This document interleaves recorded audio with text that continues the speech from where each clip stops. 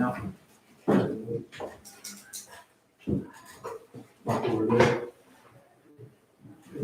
to welcome everyone here. We're going to have a little bit of a change in the agenda. We're waiting on Colin Shive, who's our board attorney, before we begin the actual nomination process as listed on the agenda. The first thing we are going to do, Mr. Chris Henderson is here, and he's going to administer the oath of office to two new Board of Education members. So, Mr. Henderson, I'll turn it over to you. All right. We'll just do what we do in court then, not touch the Bible unless anybody has their own Bible they want to do. Is that okay? Because in court, they're only going to put their hands on the Bible. So if y'all want to stand, the two new ones. Raise your right hand. State your name. Smiley Brown. Billy Bruce. Do each of you solemnly swear that you will support and maintain the Constitution of the United States and the Constitution and laws of North Carolina, not inconsistent therewith, and that you will faithfully discharge the duties of your office as a Jones County Board of Education member, so help you God? Yes, I do. Okay. Congratulations. Thank you, Mr. All right, thank y'all. Hi, Chris, thank you. We're going to begin with ordering the agenda with our CTE spotlight. And we hope as soon as that's complete that Mr. Shaw will be here and can begin the process. So I'm going to step out and let them know that the CTE spotlight can begin.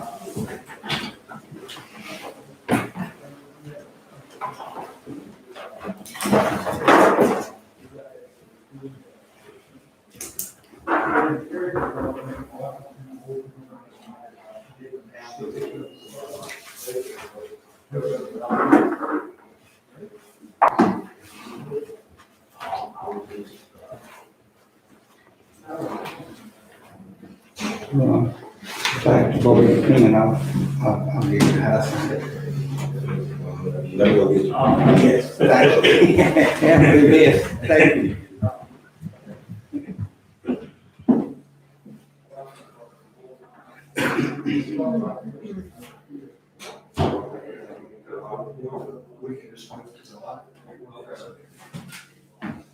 Our CTE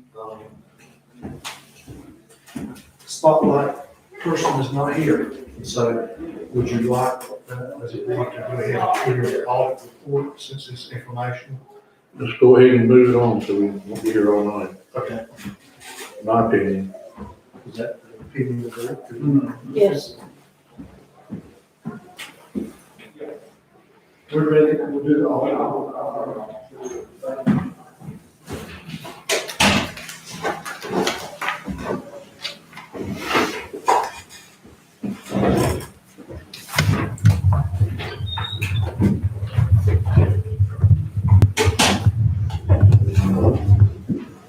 Good evening, board members and Dr. Thigpen. We have completed our audit of the board's records for the year ended June 30th, 2020. And each of you should have a copy in front of you of the audited financial statements that we've issued. Within those audited financial statements, there are a total of 4 audit opinion letters addressing the various aspects of the district's finances that we're required to report on. On page 1 of the report is our financial statement opinion letter, which is a clean, unmodified opinion. This simply means that we feel the numbers presented in the report are reliable and that the financial statements are free from any material misstatements and presented in accordance with generally accepted accounting principles. This report is the highest level of assurance that you can receive on a financial statement opinion letter. Starting on page 57 is the first of 3 letters we issued relating to our compliance testing over the board's internal controls and expenditures of state and federal grant awards. We are required to perform a significant amount of testing of payroll and general expenditure transactions related to state and federal grants received by the district. Of these 3 letters, all 3 of these letters are also clean, unmodified reports, which again are the type of reports you want to see.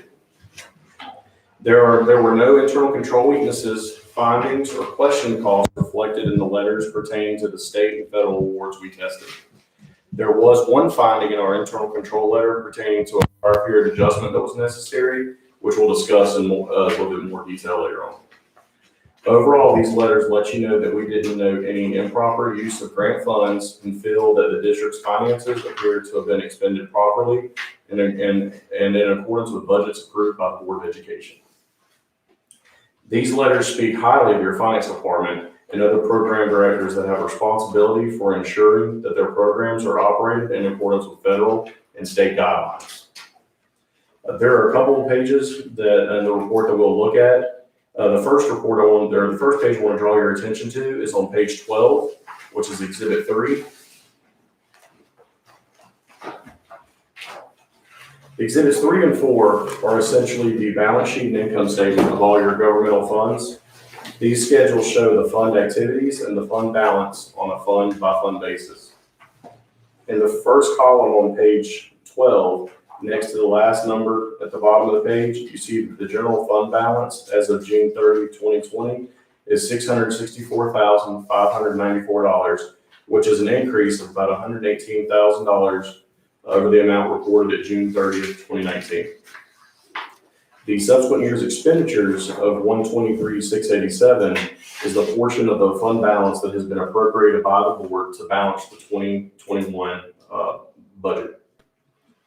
State public school fund and federal grants funds do not typically carry a fund balance due to the fact that all these funds are required to be expended in the year they're received. However, the $74,770 for state public school fund just represents inventories that were paid by the state public school fund that were on hand at year end.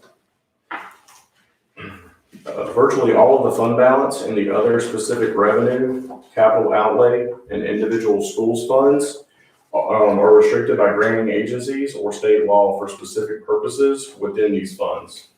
Does anyone have any questions before we move on about this page? Okay. The second page I want to draw your attention to is page 56, and we will look at the district's school food service fund.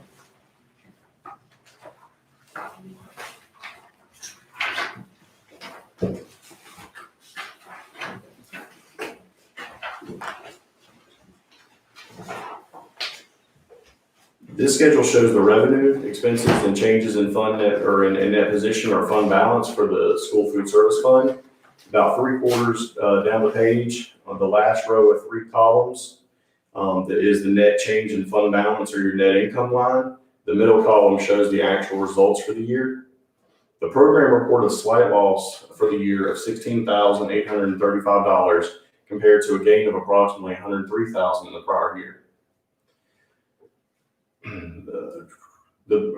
There was a decline in food sales, about $18,000 due to early school closure for COVID-19.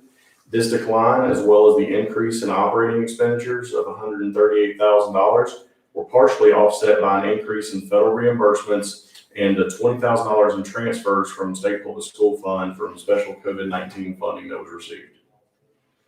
The program has been operating profitably over the last 2 years, and the child nutrition program did report cash balances at the end of the year of $197,000. Are there any questions before we move on? The third and final page I want to draw your attention to is page 64, and we will look at that prior period adjustment that I had just mentioned a few moments ago, and that is where it says finding 20.01. During the audit, it was determined that the liability for summer insurance payable was not accurately reported in the June 30th, 2019 financial statements. This was an account whose balance just hadn't changed for several years, and therefore a prior period adjustment was necessary to adjust it to the correct balance.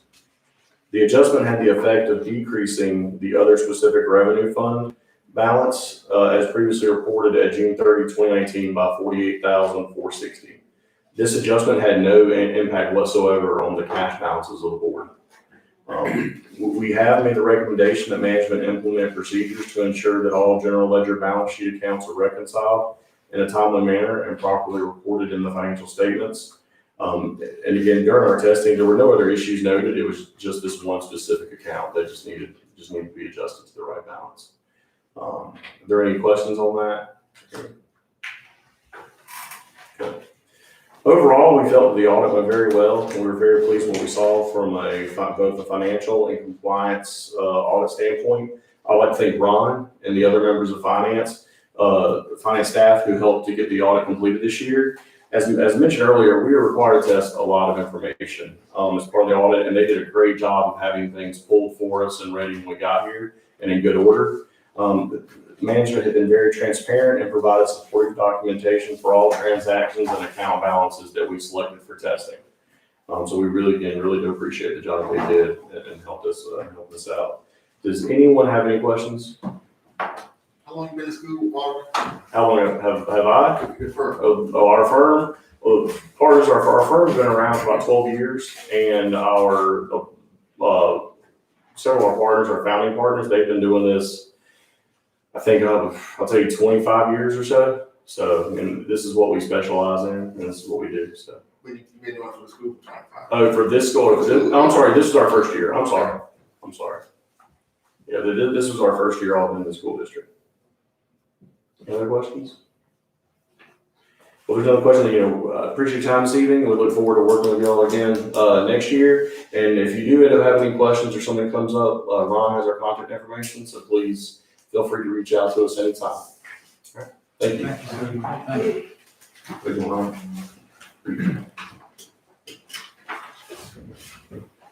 Appreciate that, Ron. That's nice. Good job. Good job. Make it look good, man.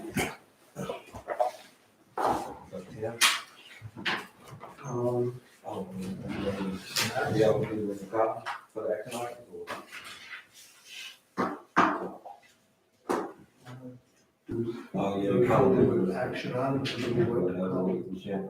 There's nothing legal about it, is it? Or at least you can go ahead and present, in my opinion, and then if we have legal matters, we can wait for call and answer.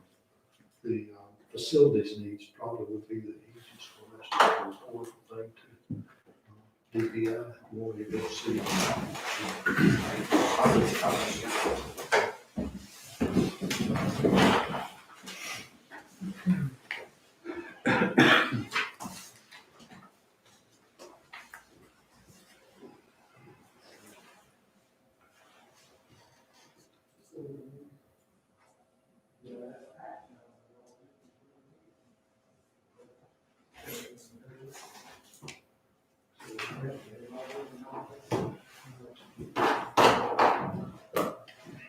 According to his text, it should be walking in the door.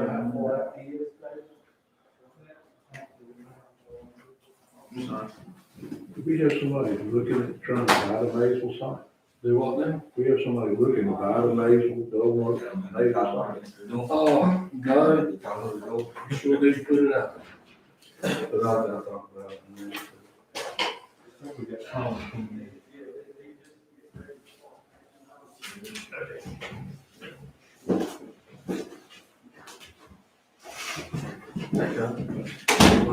Sorry for being late. Do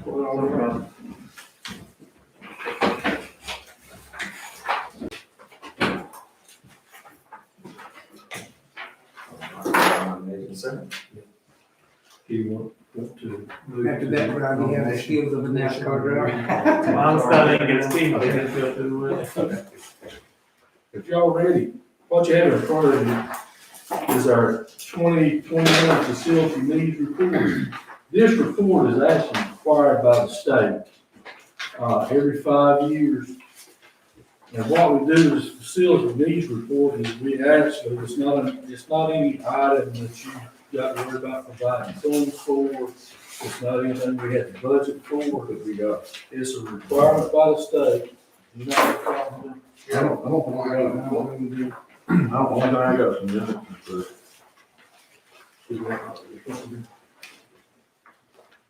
don't have one like that? I don't have one. Like what? No, I don't have one like that. That's the thing David gave you, the way down, David may have. This is I done. think David gave it.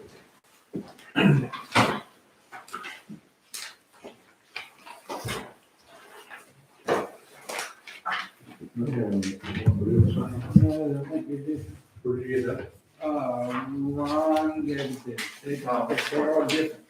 We've done the oath and all of them. The oath and the what? and the audit. Okay, all right, yeah. And the audit must have been quick. Good. Everything good? I don't have one of this, I don't have this either. Minor. You don't have any more of these? Okay. Pull up minor issues. Yeah. It's a $48,000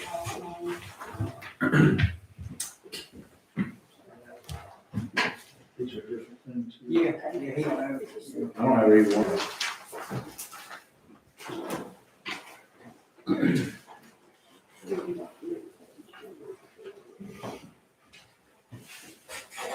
Where are these blocks at? Where are these blocks at? What's this at? You know where these are? One made the, Where at?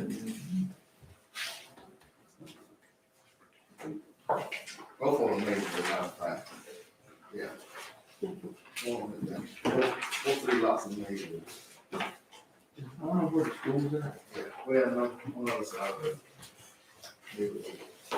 Thank you. Yeah.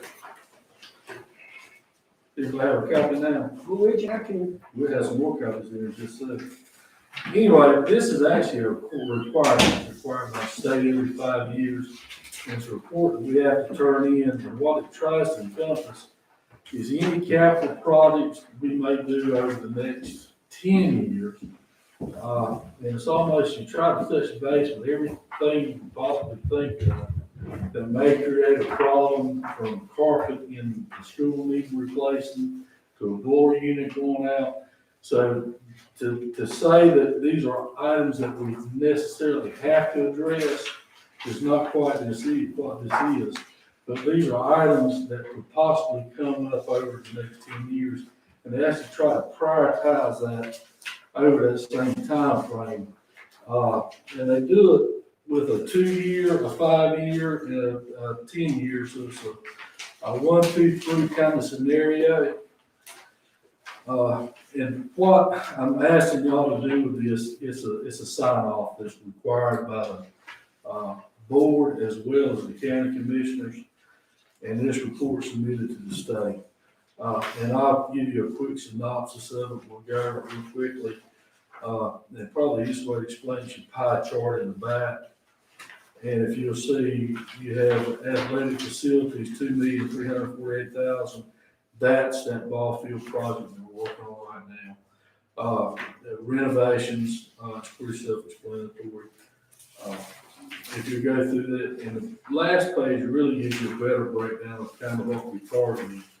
And when we went through this, we covered everything from HVAC units, and it gives a breakdown of what we projected the cost will be over the next 5 years, or possibly could be, for even replacing refrigerators in the cafeteria. So you try to touch base with every capital item that you possibly come up with. Site improvements, grade and drainage, fencing, sewer, sidewalks, landscape, window replacement, painting buildings, interior, exterior, blinds, stage curtains, anything that's possibly a capital item that could need replacing over the next 5 years. That's page 6, isn't it, Tim? It is page 6, I apologize. 6, yeah, I got 6 and 7. No, you can. And then if you flip over to page 7, you'll see a continuation of that. And we actually you try to put a dollar mark or dollar figure on every item that you possibly come up with. And then once this is done, the state actually adds a percentage to this. Once you file that report, they do that for inflation over that period. And as I said, it's nothing we got appropriated funding for.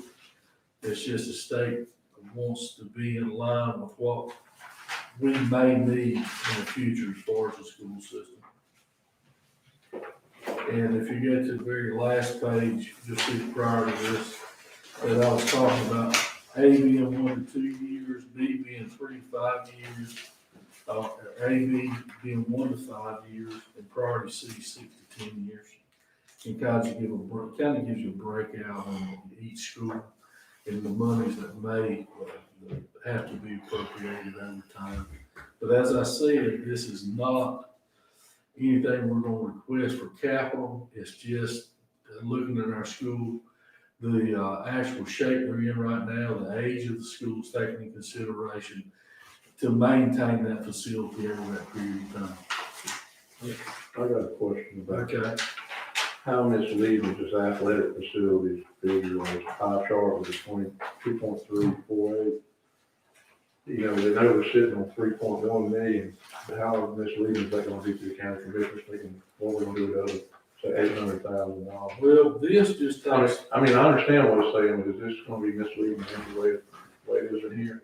I think, no, because the part that's not figured into your pie chart is the multi-purpose building. Well, it doesn't have, well, it's got fields, but.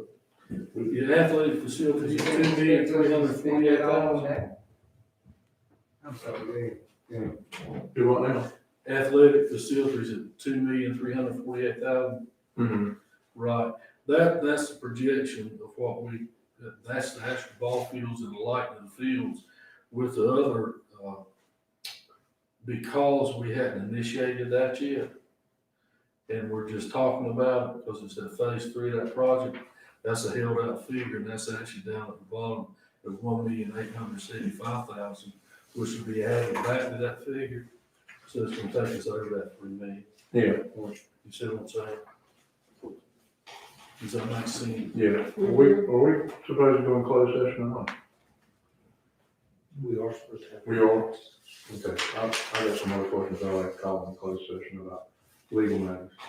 Okay. That's fine, but, you know, I'm good with it. Okay. Any other questions?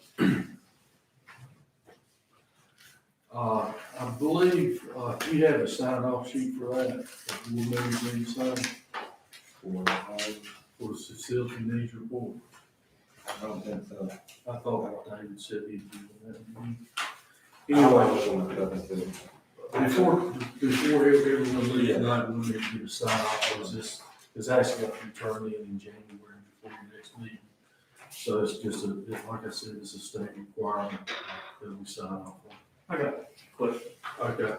So I know this is just a requirement, but are we gonna get anything like an actual needs report that you may be seeing coming up?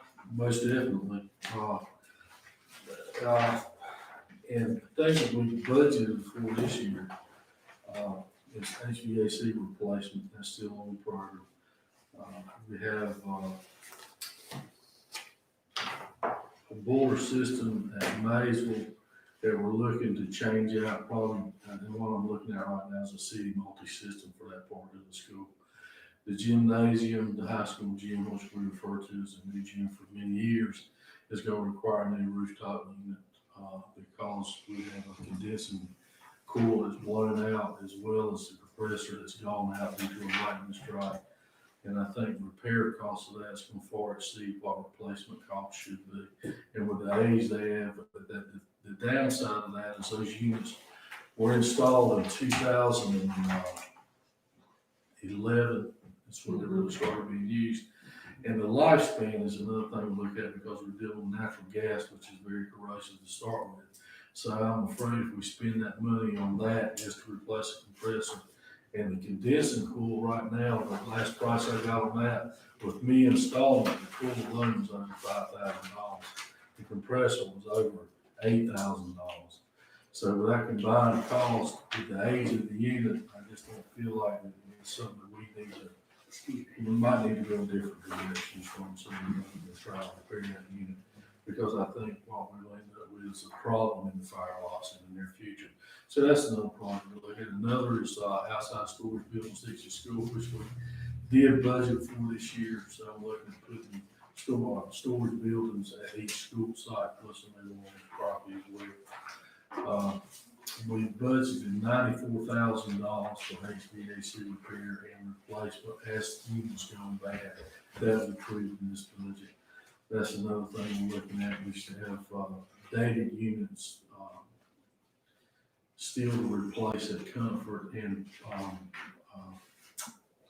Comfort has 7 units left that were originally installed when the school was built, and Maysville has 1 left. And Pollock still has one left there that then will be updated on those units. So we're looking at replacing those on an as-needed basis, and that's what we're trying to do, to be frugal with that money. The roofs are actually in pretty good shape. Another thing we looked at with this report was cafeteria equipment, how it's aging out and when we need to replace and what we may need to do. As far as putting walk-in freezers in place, especially the high school, has been under a lot of pressure. With the facilities they got there, Julie doesn't feel like that the freezer and refrigerator capacity is what it should be at. So we're looking at installing a walk-in freezer and walk-in refrigerator at that location as well, just due to the volume they have to hold in hand for the cafeteria. Our roofs are in real good shape. That's not an issue because we're dealing with all standing seam now and then the new school still in place. We're in good shape there. So our facilities, if you look in the state, and the state said the same thing. If you look at our facilities with the new school and facility down the way, we're in pretty good shape on facilities right now. It's things like furniture cost. This also deals with its carpet replacement, its window blinds. To give you an idea, Maysville Elementary School has stage curtains. And every so many years, you have to re-fireproof those stage curtains or either replace, whichever costs for. They are costly items. You're looking at $10,000 easily for those. So all that is things we try to encompass in this report. Not necessarily have to be replaced this year, but it's things we know in the future we'll bring up that has to be addressed. Actually, the stage curtains at Pottsville showed up on the fire report a couple of years back. And we've kind of gotten involved with it, but it's not that it's a fire issue. It's that the part that got ripped off actually had the approval tag that stated they were fire retardant. So the rest of all the curtains but one have it, but I mean, that's just the kind of thing we try to look at. Athletic fields as well, to upgrade the light on the existing fields was part of this report. We try to take in consideration. But to answer your question, we're in good shape right now with the facilities, other than the biggest line item we have are HVAC replacements in the near future. And that's just due to the age of the units and the lifespan of the units. The actual roofs are in good shape. We'll rotate in and out as far as painting of the schools. The last school was painted 2 years ago, which was Comfort. And we're in good shape with painting, but obviously about every 3 to 5 years that rotates out. And believe it or not, that's the last school we had painted was Tritt Elementary School, where we hired an outside contractor. That contract was $50,000 painting inside that school. So it's a pretty costly item when we look at doing that. I hope I answered your question. I heard Maysville HVAC several times. Yeah, yes, and you will, because that is the most expensive thing right now that we're looking at. Because our schools are fairly, for the most part, new. Another thing we took into consideration as part of we got one school left is the abatement of the asbestos that still needs to take place when it becomes an issue at Maysville Elementary School, because the floor tile that's in the old section, which was built in 1978, has mastic and floor tile that's still asbestos. It's been encapsulated and it's not an issue at this time, but if it becomes friable, which means it becomes crumbly, then we actually have to look at debating that. That's another costly issue we look at. That school was initially built in 78. The first part was 1978. Amazing. The front section was 1978. I was older than what I thought it was. Now, the addition was built in, whenever Comfort was built, so the addition was done in 98. But the actual front section, that's in front of the gymnasium, and it wasn't a new roof built at that time, so it has the appearance of a good upgrade. It's in good shape. But the only downside is that the asbestos was not abated in the floor tile. And to kind of give you an idea of that cost, when we demoed the athletic building or the science building, media center at high school, the abatement on that was a little over $30,000, and we only had about 1,000 square feet of time. So we're looking at, it's a costly adventure when we start invading this business. So Tim, do you need a motion from the board for approval of the report and submission to the state? I do, and, actually, I need your approval, I need your signature on that sign off sheet, we should be good to go. You got that right? Well, that's on David.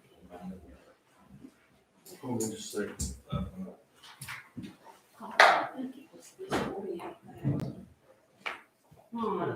That discrepancy for insurance was the 48,000 on health insurance. No, summer, 47, summer. what page was it? 64. It was a summer. You probably had the first year. Yeah, we'll find for a second, we'll get it, as long as we get it, we all need to. The next thing that I was gonna cover is if we have no more questions for this.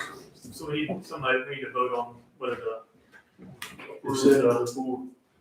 I make a motion to approve Tim's report. Second. I never had a better name for it than Tim's report. The facility needs report, Facility needs report. 2020-21 facility needs report. Any comments? All in favor? Motion carried. Tim, thank you.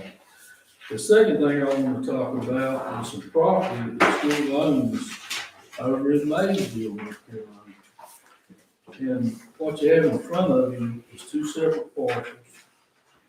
And I took the liberty to go on the county website and pull these up. And it what I tried to do is give you a breakdown of what the work was on it, the location of it, and just a little bit about it. And not to blindside you with some problems, but here's my main concern about this property. We've had it, and there hasn't anything been done with it since 1960, either parcel. I mean, and it's gotten to the point now there's some large trees on it. It's to the point it's become a hazard for us. And what I would like to do is to get a motion to not put this property in sale and put it back in the public hands so it can generate some tax revenue for the city of Maysville as well as the county of Jones. So that being said, and really the first parcel let's look at is parcel 6616. And that parcel of land, if you look at, remember where St. Luke's Church sits over in Maysville? And where the railroad track used to be, that parcel was about a 2.5 acre. It sits directly behind the church over there. That's where the parcel property is. It's street front. I'm sure it has sewer and water access. If someone wanted to develop or build or do, I mean, it would be great. But it's just sat dormant for so long. If we hold in that property, my fear is this going to become a problem for us. Long story short. And I would really like to see us just let the property go because I can't think of any reason we hold on or any use that we may have for it at this point in time. And any future development building that goes over, I think we would use the existing site we have, and we got plenty of room for expansion on that site. But as I said, none of this has been, anybody's done anything with it for the last 50 years. And it's going to be to the point it's going to be liable for the school system. So we need to put it back in the tax stream, is what we need to do. With that being said, there is one piece that I want to talk about. Just Can I say something on that piece? Yes, sir. A couple years ago, we approached Mr. Grayson and nothing ever happened on either basically buying this land or donating it. This land here is where the old Roswell School sat at. And Maysville had plans to make this a historic site, maybe putting some statues or something out there to make it known that this was the old, well, if you don't know about the Roswell School, that was all the way on the black kids went to school at. a serious guy built schools across, state of North Carolina and the country. But this site was an historic site that we was trying to get from the school, but we never got any traction or gained any momentum with that. And that's definitely something to consider. I mean, my whole point of looking at this is it's gonna become a liability to us because the trees are at the point now that they possibly could start to blow over. I mean, they could do some damage. So if we're not gonna do anything with it, someone needs to have it that's gonna do something with it, in my opinion. And that's why we need to dispose of it in some manner. If it's selling, if it's donating, if it's whatever, it's dormant land that has sitting dormant for almost 60 years now, that's doing nothing for nobody. The second parcel I'd like to talk about is actually half of this parcel was sold in 2002, and on the tax maps it was sold to Mr. Rufus Murray, but they retained the back half. And it's the same way, it's got tax value of about $13,000. But with that being said, there is a small parcel of that. If you'll turn over to this one I'm talking about.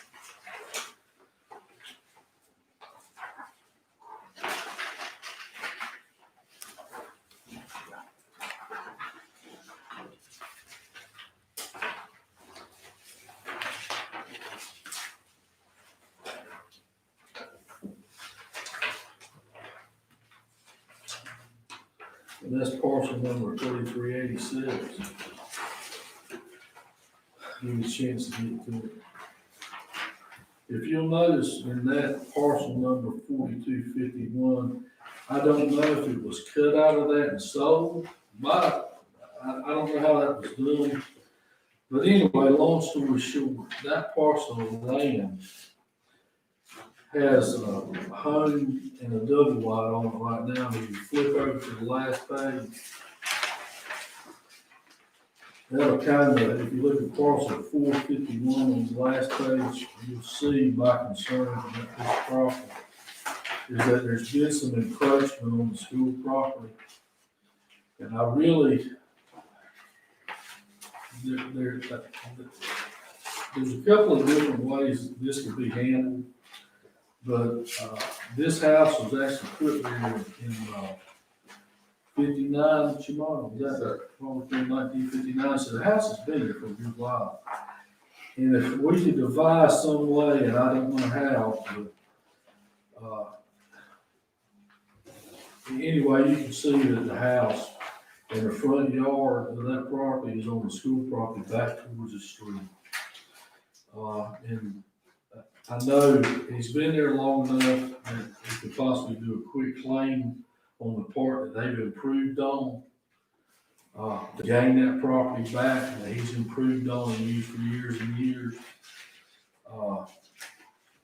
There was some mention about possibly doing a deeded right of way to him to where we could give that back. I guess what I'm asking for some legal advice on how to dispose or how to dispose of that piece of property. Do we need to sell the piece of property and let the landowner work that problem out himself? I think that easement is So this person has been occupying our property, that's what I understand, he's been on our property for a long period of time? It's been on our property since 1960. but I don't think you can do a quick claim on it, because their taxes are being paid on it. You can do a quick claim on the easement right for that property owner to have right to that driveway.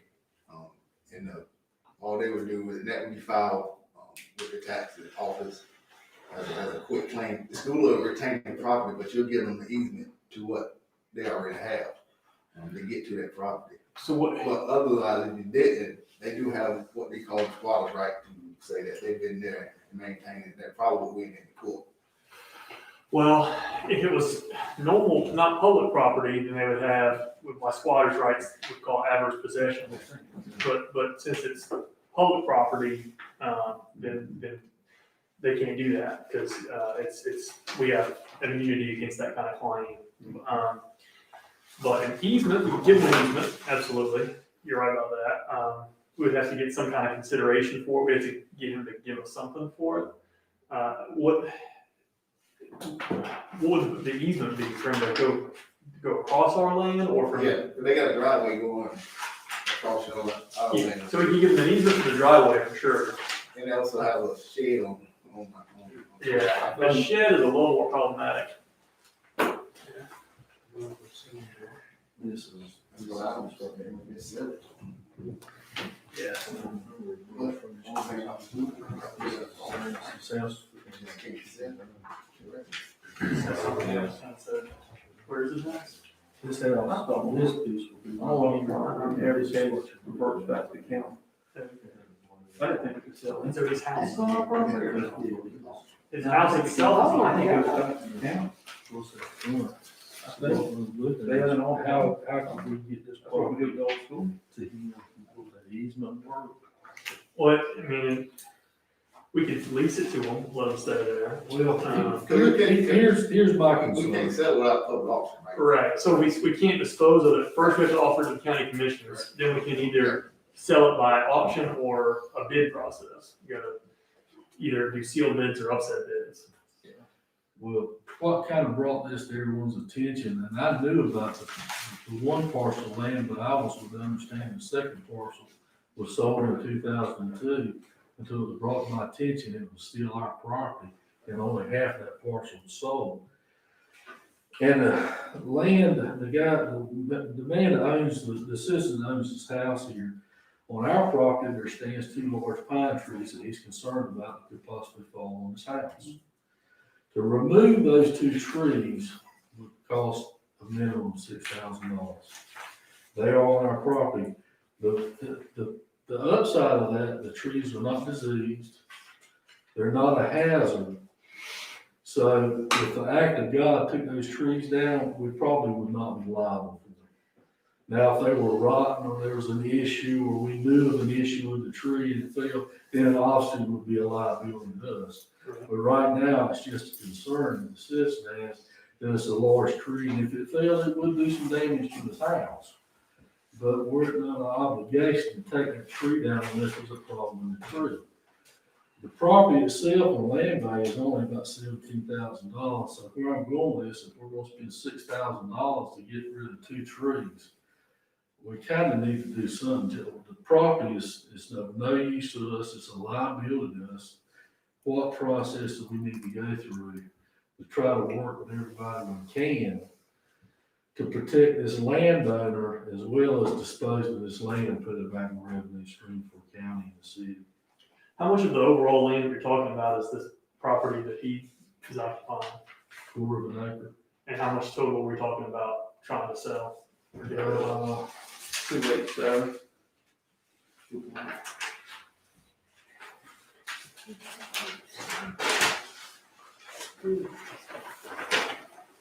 Was it 287? Mhm. If I'm looking at the right one. Yeah, Yeah. talking here. So that's 2.8. 287. So a little over 2 acres. And the tax value on that property is 22.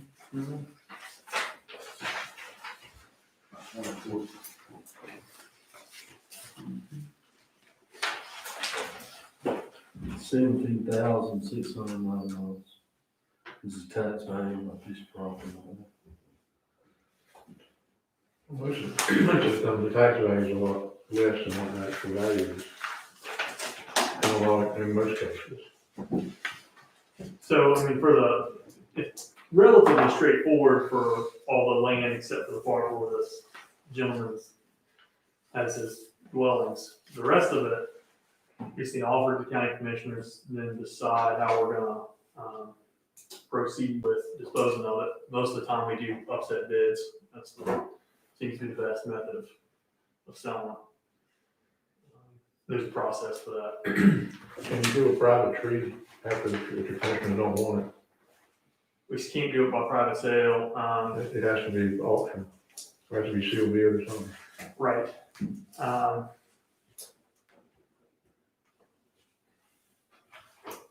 Right. You can do sealed bids, upset bids, or auction. But auction is probably not going to get you your most value. Upset bids, where you're publishing the amount that somebody's got to bid over to get it, is what we've found is the most value. Can you do a private tree after, if your customer don't want it? Right. You can do sealed bids, upset bids, or auction, but auction is probably not going to get you your most value. Upset bids, where you're publishing the amount that somebody's got to bid over to get it seems to is what we've found is the most value.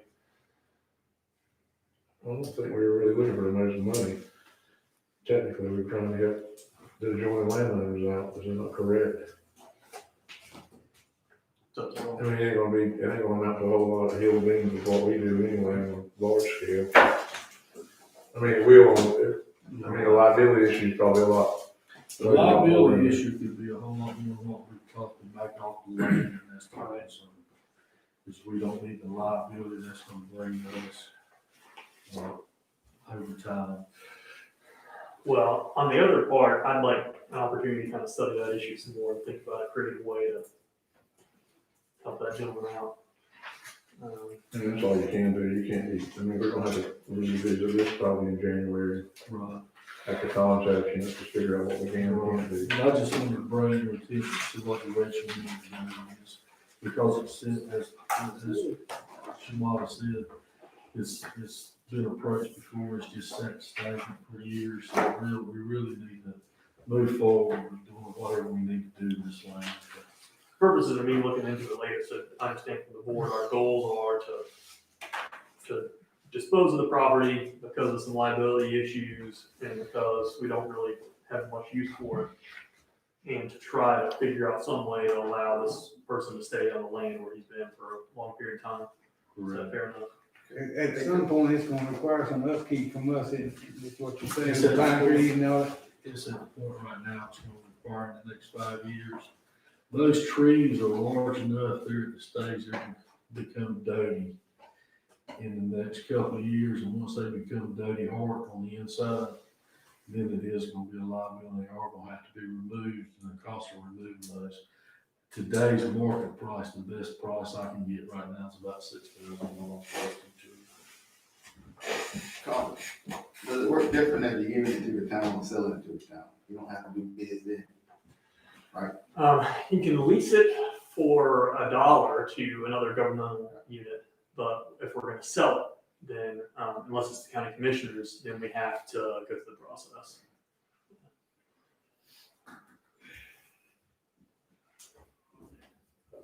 What do we need? Yeah, done. I think we're just waiting till next month and come back and talk about it again.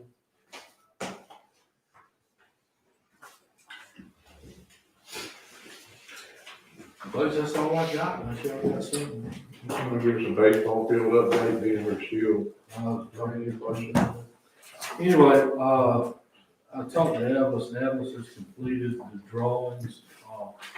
There was one change made, it was no cost. Once we went back and revisited the coaches, the principal of the high school had an issue with the field set.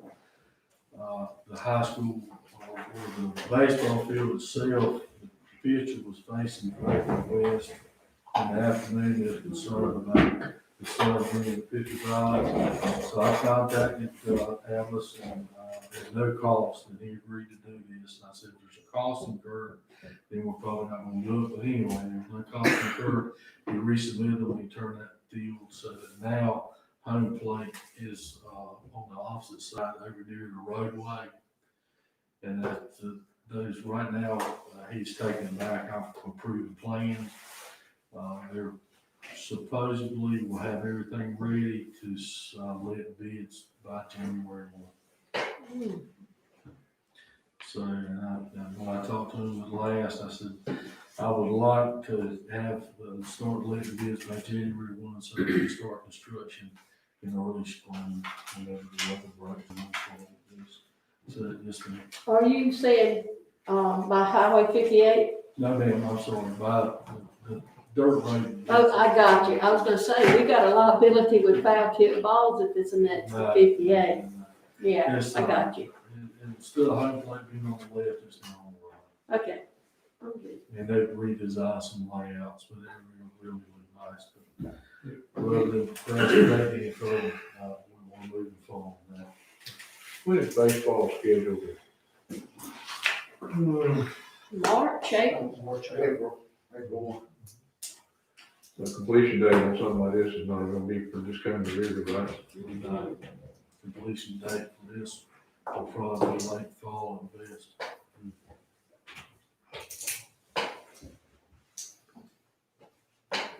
That's all I got. I mean, that's just one update. Okay. Thank you for your time. Appreciate it, Tim.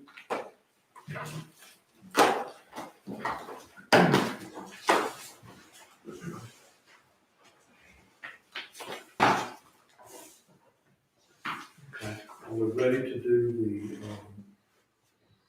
election of our board chair? Okay. The organizational meeting of the Jones County Board of Education is called to order. We have a quorum present, and the purpose of this section of the meeting is the election of board officers. So the first order of business will be the election of the chair. Just a reminder, nominations do not require a second. Do I hear a nomination for the office of board chair? I'd like to nominate Myron Meadows, please. We have Mr. Myron Meadows nominated as board chair. Do we have any other nominations? I move to close. Hearing none, nominations are closed. All those in favor of accepting Myron Meadows for the nomination for chair of the Board of Education, please note your affirmation of that if you are in favor of that. Aye. Okay. Any opposed? Congratulations, Mr. Meadows. You are now chair of the Board of Education. The action goes to you. Here, the script can fall for nominating the vice chair. All right. Y'all certainly appreciate it. Thank you. Do I hear nominations for the office of vice chair? I'd like to nominate Shamota Brown, vice chair. Shamona Brown. Any other nominations? Move to close. Hearing none, the nominations are closed. All those in favor of accepting the nomination of Shamona Brown for vice chair? Aye. And no opposed. All right. Congratulations, Shamona, for vice chair. Okay. Okay, we will now, we need to approve the December, we need to approve the minutes and I guess officially approve the agenda that we've got. We've covered a good bit of it, but, approve the remainder of the agenda, and then need to approve the minutes from last meeting. A motion to approve the minutes from last meeting. You want me to do both at the same time? Is that appropriate? Do one first, and then the other. Okay, this motion to approve the minutes from last meeting. All those in favor to approve the meeting minutes of the last meeting? Aye. Any opposed? Minutes approved. And the agenda, that's approved. For the, yeah. What's left on the agenda at this point, though? Superintendent comments. Comments. You already done the CTE spotlight? Alright. I don't think there's much point in approving the agenda at this point. Okay, approved. All right, well, Dr. Thigpen, if you want to, you have any comments? Sure, I want to make you aware of 3 or 4 things. First of all, I got notification from the North Carolina Education Corps that they've got 4 candidates that are going to assist our 7th through 12th graders. I've given you the information in the activity report that we have been selected, one of 17 school districts to work with them. So we will start tomorrow going through those 4 candidates they sent us. And what they will do is those 7th through 12th grade students that are struggling or behind, they're going to assist us, our teachers and our principals in trying to work with them. Some of them are retired principals. Some of them are doctoral students in educational leadership, but we've got 4 that they've sent to us to help us with that. So we can hope that helps Tom and John Senior and those kids that are struggling. want to make you aware that we did have an increase. I updated our COVID data this morning. I was at superintendent's conference Thursday and Friday, and didn't get a chance to update Friday.